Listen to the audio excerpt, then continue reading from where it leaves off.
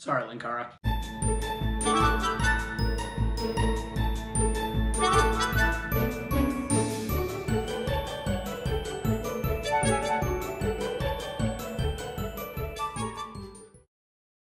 If you haven't guessed, I am a huge fan of comic books. I just love them. Can't get enough of them. Superheroes battling supervillains. It's always a lot of fun. I enjoy awesome powers, great storylines, characters doing stuff together. It's just fun. Comic books are great, and it's one of my favorite storytelling mediums, if not my favorite. Everyone's always telling me, oh, you gotta read yourself a novel here. They are not graphic novels because it has pictures and it's not a real book, apparently. But pictures just enhance the story. Plus, I can't draw for shit, so, might as well. So, I'm starting my review show, The B-List, which covers B-list characters that don't have their own movies or their own TV shows, usually aren't even featured in TV shows, with a couple exceptions here or there. For the most part, B-list characters, though. Of course, as I said, exceptions, but we'll get into that when we get there. So I'm starting with the superhero team that got me into comic books. Alpha Flight, the Canadian team starring Guardian, Puck, Shaman, Snowbird, Aurora, Northstar, Sasquatch, Marina, and a bunch of other honorary members. It's also a comic book that literally starts with the team being disbanded, so, But without further ado, here is the B-List, and we are starting with Alpha Flight. Number 1. I've raised this comic like 3 times. I really need to have some other comics use examples, but you get my... Well, even if I like this book, I have to admit this cover kind of starts out not really that good of a cover. It has all these other Marvel heroes that have really nothing at all to do with Alpha Flight themselves. We've got Spider-Man, Cyclops, Captain America, the Fantastic Four, etc., etc.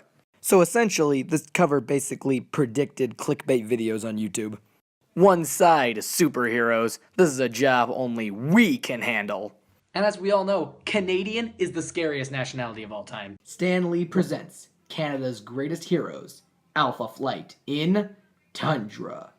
You are witnessing the death of a dream. So the comic begins with Alpha Flight being disbanded. That was a short comic. Alright, I'll see you guys next time when we review the next issue of... Wait a second, there's a next issue, and that means obviously it keeps going. Nice way to fool me like that, John Byrne, or John Byrne, or however you pronounce it, who is the creator. I don't know much else except for Alpha Flight. He's also the artist.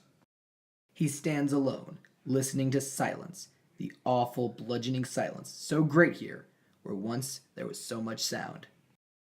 Actually, in many ways, I'm grateful, because now I can actually get some fucking sleep. This entire page is really only here to establish what Alpha Flight is, a government-based Canadian superhero team who was spawned out of the X-Men. I'm afraid Department H and Alpha Flight are being disbanded. I'm sorry, James. I'll give you what aid I can. You can keep your security clearances and your status as RCMP auxiliaries. I wish I could do more. I'm sorry, James. All I can really do is make it so you can come in here whenever you want. And, I mean, you're still a part of the government, so, That actually sounds like you can do a lot. Speaking of James, here we have him himself, James McDonald Hudson, the leader of Alpha Flight, known as Vindicator. Before that he was Weapon Alpha, and then after Vindicator he was known as Guardian. I personally have always called him Captain Canada, but that's just me. His costume isn't quite as unique as Captain America, since it's just the Canadian flag wrapped around his body with a half-cowl and white eyes, but I rather like it. It looks awesome. For James Hudson realizes he has channeled so much of his recent life into H, he has little left outside it. I could probably survive. At least I've still got Heather. But what about the others? Oh no! Adults having to be... adults? Da-na-na. The rest of Alpha I'm reasonably sure of. They've mostly got their own lives. But Beta Flight is a mixture, still in training. Some have learned to live with their powers, to deal with them. Some are learning. And Gamma. It's going to happen to Gamma Flight. They're raw recruits. I barely even know them. gee, it's almost like trying to manage 3 different teams at once is a little bit difficult. With, let's count them, 1, 2, 3, 4, 5, 6, 7, 8, 9, 10, 11, 12, 13, 14 different other members might be a little bit tricky, Jamie. Oh, I kid, Weapon Vindigardian Alpha. Before that thought can be pursued. Vindicator, closing the power down in 3 minutes. You ready? Oh, sorry, Cody. Must last track of time. I was thinking. Would combining peanut butter and chocolate make an awesome combination? Or just muck them both up individually? I've said it before, I know, but I really think this is a crummy thing the government is doing to you guys. In fact, I think all of Canada would pitch a fit if they even knew about it. I know that, Cody. Gary, and it always helps a little. Besides, it's not all over yet, is it? Not entirely. I guess I'll be keeping in touch as unofficial liaison, and I'll be available should my country call. Why not? After all, I've got nothing else to do. Don't be ridiculous, Weapon Vindigardian Alpha. I mean, there's always video games. I'm truly amongst the ranks of the unemployed, and without the stipend from the government, we've only Heather's salary to live on. That won't go far in these days of the 70-cent dollar. Wonder if Captain America has problems like this. No, Captain America has other problems. The next several pages are a man ominously tracing out a ginormous humanoid figure in the tundra and then putting a tiny circlet over his head. Where is it? I know I packed it. I must have packed it. It's got to be... Yes, my Sailor Jupiter pop figure. I never travel without it. Meanwhile, at the Sacree Reserve just out of Calgary, Alberta, in the quiet office of Dr. Michael Two Young Men, Grandfather? The call is most subtle, the barest pressure within his mind. It took 10 years for him to learn to recognize that mystic signal. Now he knows it. It comes only at times of great peril, peril beyond the white man's science Michael Two Young Men worked so long and hard to master. Speak, O my grandfather, the son of your son awaits. Now, normally, I would make a joke about a man talking to a skull and saying, oh, speak, grandfather, the son of your son awaits. But, you know, I would just be immature. Go away, I'm reading my comic books. Next up on her group is the twins Aurora and Northstar, and their secret identities of Jean Marie Bobber, I'm not really sure how to pronounce it, and Jean Paul Bjarber. One is a teacher at a school for all girls, and the other is a very, very famous, apparently, skiing guy or whatever. I don't know. I don't watch sports.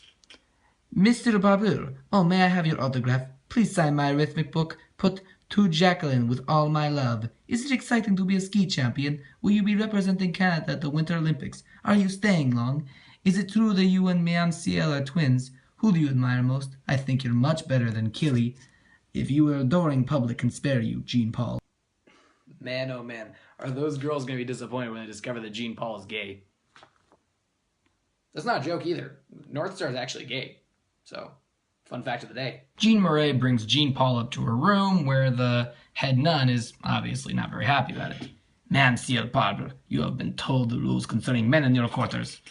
Sister Anne, this is not a man. He's an android. He's not really a man. Yes, like that one time you brought a doll on our quarters and you told us that it was a sandwich. Jean Paul berates Jean Marais for hiding her Aurora identity and her mutant powers, and obviously he's a bit annoyed by this and shakes her out of it, knocking her unconscious. Sacre bleu! She wilts away like a dead thing. Have I pushed her too far? Dear sister, I would wish you no harm in all the world. Which is why a second ago I was pushing you around.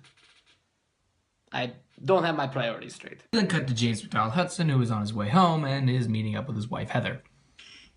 Something tells me your last day on the Hill was less than what it could have been.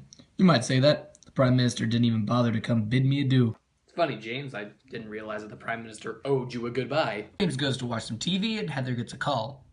Hello? Oh, hello, Gary. Yes, he's here. What? No, we didn't have it on. Oh, no. Yes, I'll tell him. Hang on a minute. Mac, it's Gary. He says it would be better if you check the CBC. Huh, I wonder what he wants me going to that station for. Oh, very funny, Gary. Toddlers and tiaras.